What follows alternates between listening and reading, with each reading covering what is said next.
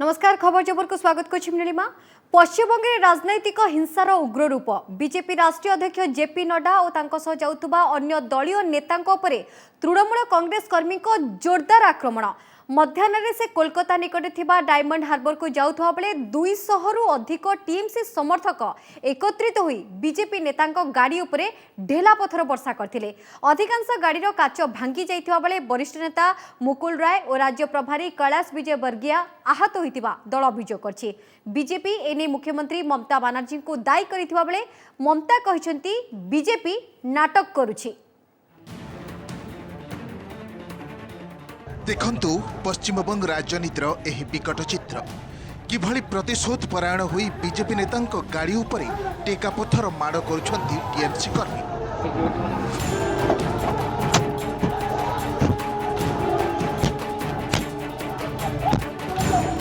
आउ ये हेउछि सेही इटा और पत्थर खंड जहार भिजुआल ट्वीट करिछि राज्य बीजेपी। बाजिले कौन हेबो भाबी पारुथिबे। आउ ये आक्रमणर चित्र भांगी जाइछि अधिकांश कार काच। राज्य प्रभारी कैलाश विजयवर्गिया एवं वरिष्ठ नेता मुकुल राय आहत होइछंती। तेबे बुलेट प्रूफ कार रे थिबारु तांकर कौनसी क्षति होई नथिबा दर्शाइछंती बीजेपी सभापति जेपी नड्डा। नड्डा 2 दिनिया पश्चिमबंग गस्तरे जाइथिबा बेले कोलकाता निकटवर्ती दक्षिण 24 परगना ठारे एभली आक्रमण होइछि। अन्य पक्षरे राज्य में एभली विशृंखला बेसी दिन चलिबाकू दिया जीव नाही बोली बीजेपी सभापति चेतावनी दैछन्ते।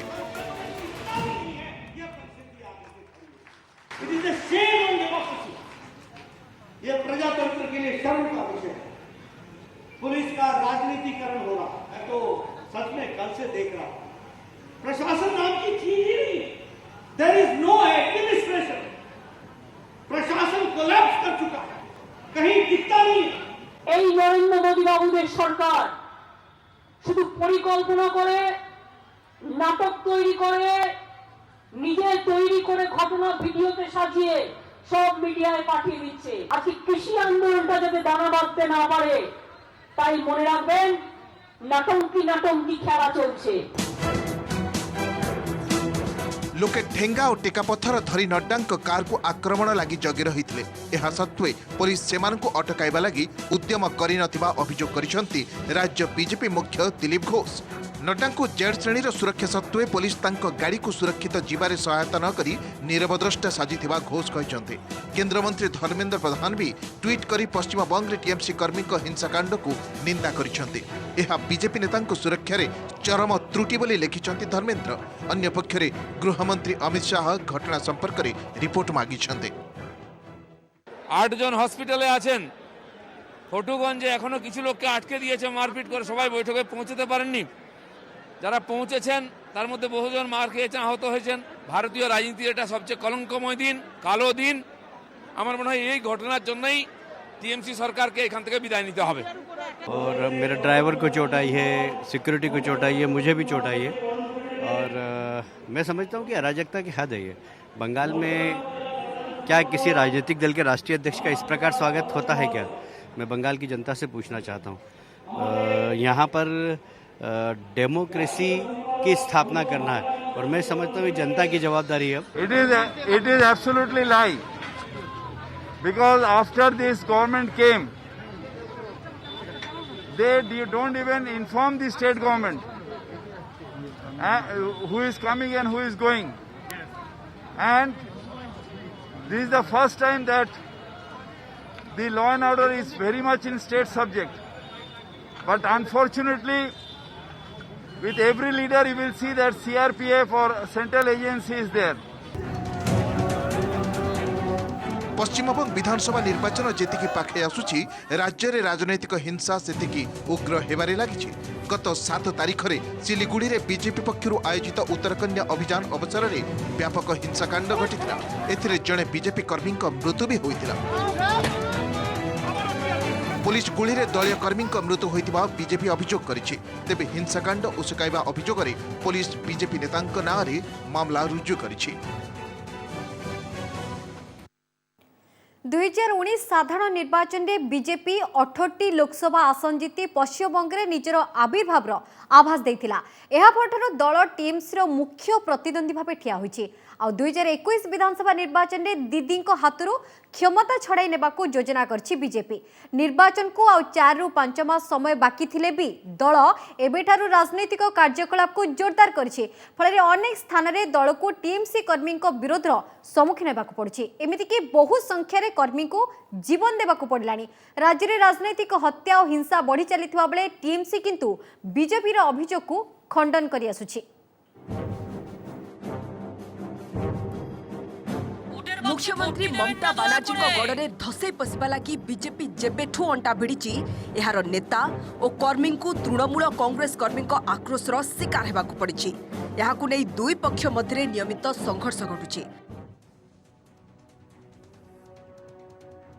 अनेक क्षेत्र में बीजेपी कर्मी को जीवन हाथ धोइबाकू पड़ुछि। 2013 मसीहारू ए जाए पश्चिमबंग में 123 जन बीजेपी कर्मी मृत्यु घटिलानी। 2018 सर्वाधिक 33 जन कर्मी को हत्या करा जायतिला। प्रधानमंत्री नरेंद्र मोदी मध्य एहाकू नै चिंता प्रकट करथिले। तेबे डराई धमकाई बीजेपी स्वर को चपाई देई हेबो नाही। पश्चिमबंगर जनता यार जवाब देवे बोली से कहिथिले। तेबे टीएमसी बारंबार बीजेपी अभियोग को खंडन करबा सह भारतीय जनता पार्टी कर्मी माने ही गुंडा गर्दी चलाइथिबा पालटा अभियोग करि आछी। पूरा भाजपा के लोग इकट्ठा होके आपको खत्म करेंगे, नाश करेंगे और ये राज नहीं चलाने देगा। पश्चिम बांग्ला में आप लोग जैसे जनतंत्र को हत्या किया है, जैसे आप पश्चिम बांग्ला को लगातार हिंसा की राजनीति फैला रहे हो, ये नहीं चलेगा और देश का प्रदर्शन हो गया है, दुनिया का प्रदर्शन हो गया, आपका दिन खत्म हो गया है। Those people were okay with all hoodlums and anti-socials of BJP. Just people saw, people witnessed what they are trying to do. But enough is enough. I think now today, Trinamool Congress, we are ready. And there is only face in Bengal, and the face is Mamata Banerjee.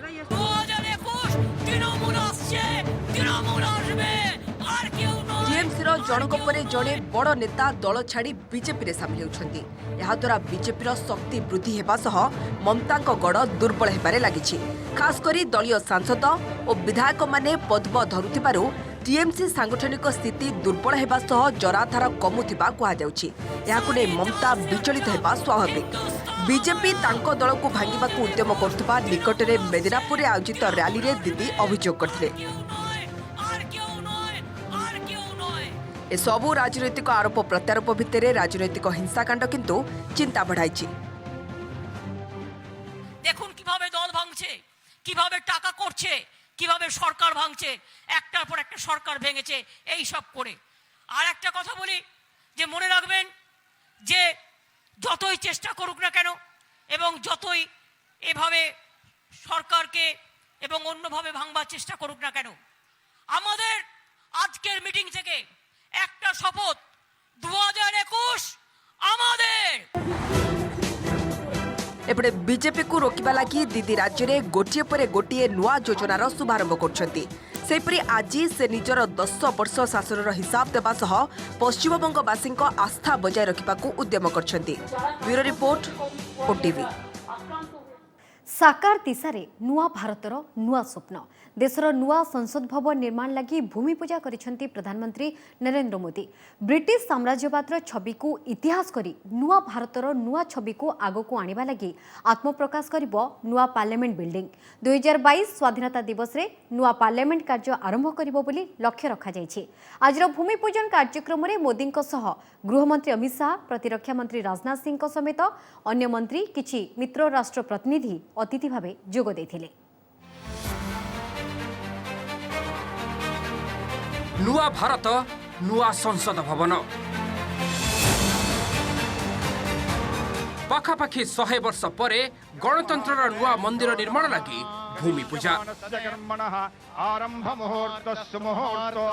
मंत्र पाठरे कंपुछि परिवेश नुआ भारतर विराट गणतांत्रिक लक्ष्य साकार उद्देश्य रे बड़ पदक्षेपर ये सही ऐतिहासिक क्षण पुरोधा खोद प्रधानमंत्री नरेंद्र मोदी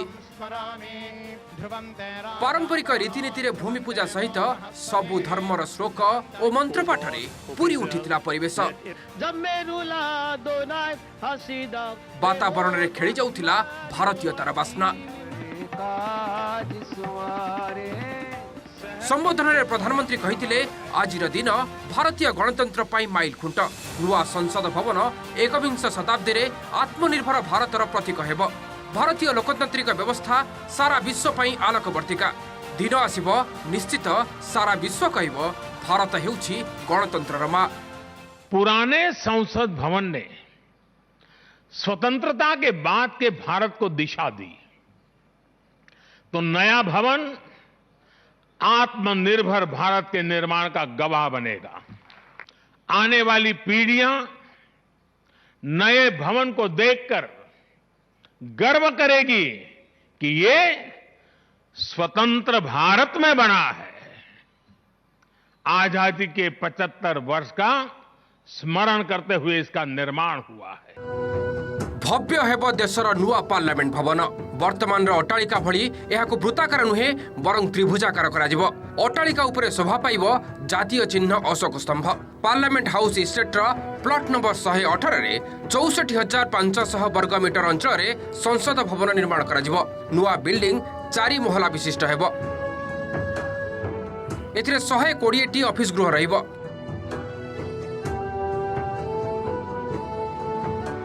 बाचस्पति उपराष्ट्रपति सांसद वीआईपी और पासधारी साधारण लोकों लगी मोट 12टी प्रवेश द्वार रहिबो।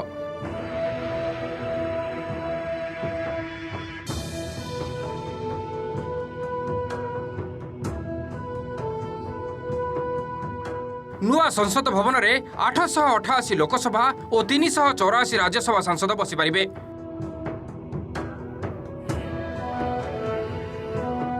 प्रति सांसद लगी एथिरे 40 वर्ग मीटर ऑफिस रहिबो।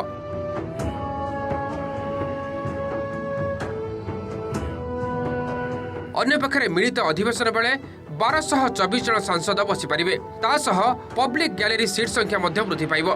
एठारे 336 रु अधिक लोक बसी पारिबे। देशर 75तम स्वाधीनता दिवस अर्थात 2022 रे नुआ संसद भवन शुभ उद्घाटन लगी लक्ष्य धार्य होइछि। एथिपाई 971 कोटी टंकार व्यय बराद करा जाइछि। संसद सदस्यों की कार्यक्षमता बढ़ाने के लिए भी महत्वपूर्ण हो, जिसमें एक संसदीय कार्यालय भी होगा जहां माननीय संसद अपने जनता से संवाद कर पाएंगे, चर्चा कर पाएंगे, और एक ऐसा मंदिर होगा जो हमारे लोकतंत्र को मजबूत भी करेगा, जहां हमें चर्चा संवाद को एक नई दिशा मिलेगी। तेबे केवल नुआ पार्लियामेंट बिल्डिंग नुहे प्रशासनिक आवश्यकता और विश्ववासी आगरे देशर एक भिन्न रूप उपस्थापन लगी केंद्र सरकार दिल्ली प्रशासनिक कॉरिडोर नवकलेवर करेंगे। संप्रसारित संसद भवन में रहिबो एकक सचिवालय। एथिलागी राजपथर 2 कड़े निर्माण हेबो सुरम्य अट्टालिका और पार्क। तेबे दिल्लीर परिवेश प्रति ध्यान दिया जाई समस्त निर्माण काम कराजिबो। नुआ रूपरे दिल्ली सारा विश्वर दृष्टि आकर्षण करिबो बोली आशा करा जाउछि। संसद भवन केंद्र सरकार प्रस्तावित सेंट्रल विस्टार प्रमुख अट्टालिका हेब। नुआ भारतर नुआ पावर सेंटर अर्थात प्रस्तावित सेंट्रल विस्टा अंतर्गत नुआ संसद भवन सह एकक सचिवालय निर्माण कराजिबो। राजपथ अर्थात Rashtrapati Bhavan India gate 3 kilometre रास्तार उभय पार्श्व ए सबु ऑफिस निर्माण हेब। सेहिपरि प्रधानमंत्री ऑफिस को साउथ ब्लॉक और उपराष्ट्रपति ऑफिस को नॉर्थ ब्लॉक निकट को स्थानांतर कराजिबो। अन्य पक्षरे वर्तमान सचिवालयर नॉर्थ और साउथ ब्लॉक म्यूजियम रे परिणत हेब। पूरा सेंट्रल विस्टा कार्य 2024 निर्वाचन पूर्व शेष कराजिबो। एथिलागी प्राय 2000 कोटी टंका खर्च हेबो। राजपथर उभय पार्श्व रे सुरम्य पार्क मध्य निर्माण कराजिबो। एहा जमुना नदी कूल शेष हेबो। जमुना कूल 20 एकर परिमित जमी रे नव भारत उद्यान निर्माण कराजिबो। एठारे देशर संस्कृति और ऐतिह्य प्रदर्शन लगी ऑडियो विजुअल व्यवस्था रहिबो। सेहिपरि एहा विभिन्नता मध्य एकतार वार्ता वहन करिबो। 1927 मसीह संपूर्ण होइतिबा वर्तमान पार्लियामेंट भवन आगामी दिन आवश्यकता पूर्ण करिबार समर्थ हेबनी बोली जुक्ति हेउछि। खास करी अत्याधुनिक जोगाजोग व्यवस्था सुरक्षा और भूमिकंप निरोध व्यवस्था एथिरे करा जाय परिबो नाही। तेणु नुआ संसद भवनर आवश्यकता रहितिबा सरकार कहिसेंती। तेबे वर्तमान संसद भवन को भंगा जीव नाही। एहा देशर ऐतिह्यर मुकसाकी भाबे निज स्थान रे दंडायमान रहिबो। मात्र विरोधी सरकार जुक्ति रे सहमत नुहंती। देखिए, सरकार काम करे, सुनी हुई सरकार है, देश की जनता ने उन्हें जनमत दिया है, मगर सपने बेचने का काम न करे। नौजवान की आंखों में आंसू, किसानों की आंखों में आंसू, गरीब रो रहा है, लोगों को रोजगार जा रहे हैं। आखिर सरकार की जिम्मेदारी बनती है कि लोगों के साथ न्याय करे। कांग्रेस पार्टी का एक विरासत है, जो कुछ भी ब्रिटिश ने दे के गए हैं वही आगे ऐसे ही चलते रहना इनका एक मन में है। पहले ये लोग पार्लियामेंट का बजट शाम को 5 बजे करते थे। क्यों करते थे? वो करके गए इसलिए।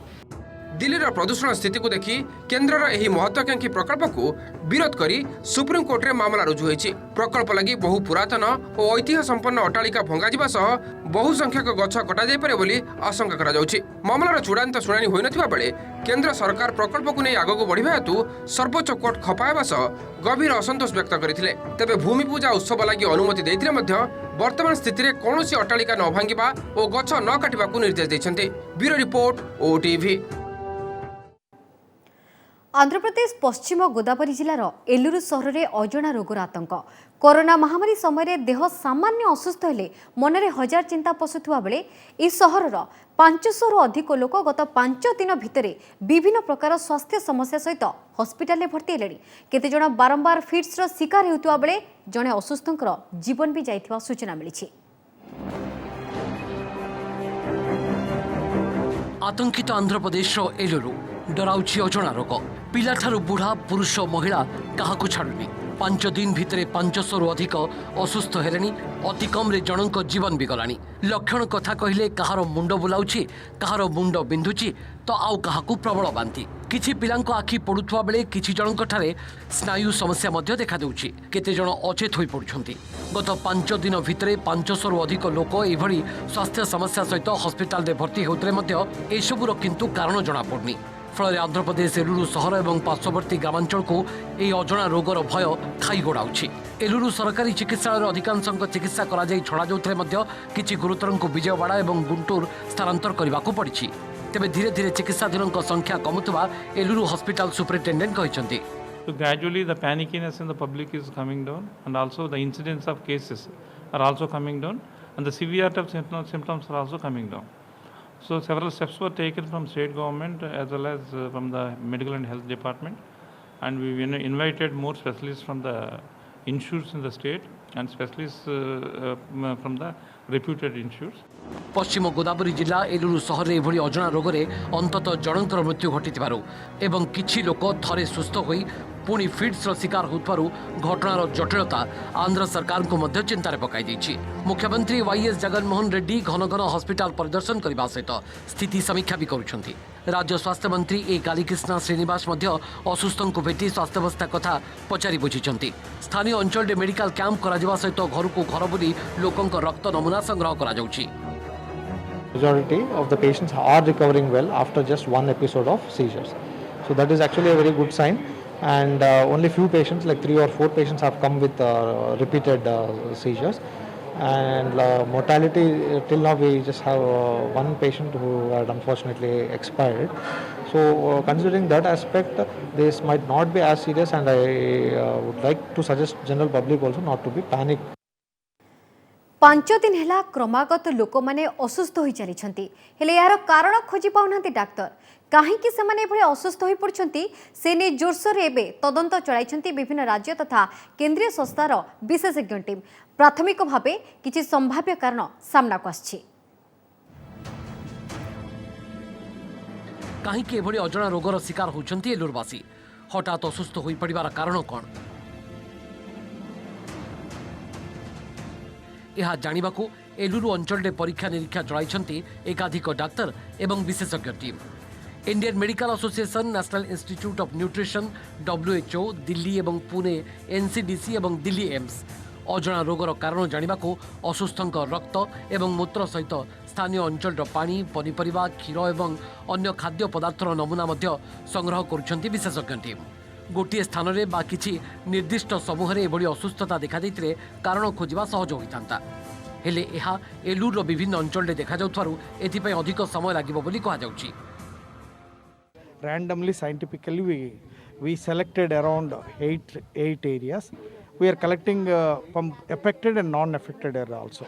We are going to collect here blood sample, the biological samples like blood, urine also, even water sample, water, milk, water samples, milk samples, some vegetables also we are going to collect it, some ration also, what is there in the rice also, that we are going to collect it. अब analysis करने के बाद हम लोग conclusion पे पहुंचेंगे कि किस कारण से ये प्रॉब्लम हुआ है, लेकिन जो सस्पेक्टेड है, सस्पेक्टेड कह सकते हैं कि मेटल टॉक्सिसिटी हो सकता है और पेस्टिसाइड टॉक्सिसिटी हो सकता है। तेबे दिल्ली एम्स रो परीक्षा निरीक्षारू किछि संभाव्य कारण सामना को आसिछि। असुस्थ व्यक्ति रक्त में मात्राधिक सीसा एवं निकेल भली भारी धातु थिबार जଣା पड़िछि। यह व्यतीत अत्यधिक रासायनिक कीटनाशक व्यवहार द्वारा पीवा पानी प्रदूषित होइथाइ पारे बोली अनुमान मध्य करा जाउछि। मशामरा औषध एवं डीडीटी मध्य यह पछरे हाथ थिबार आशंका रहिछि। बैटरी रिसाइक्लिंग मध्य यह पछर अन्य एक कारण भी होई पारे। तेबे आसंता 2-3 दिन भितर एही अचानक असुस्थता पछर कारण स्पष्ट होई पारे। Bureau report OTV. समय बुलेटिन को रखिबा। नमस्कार।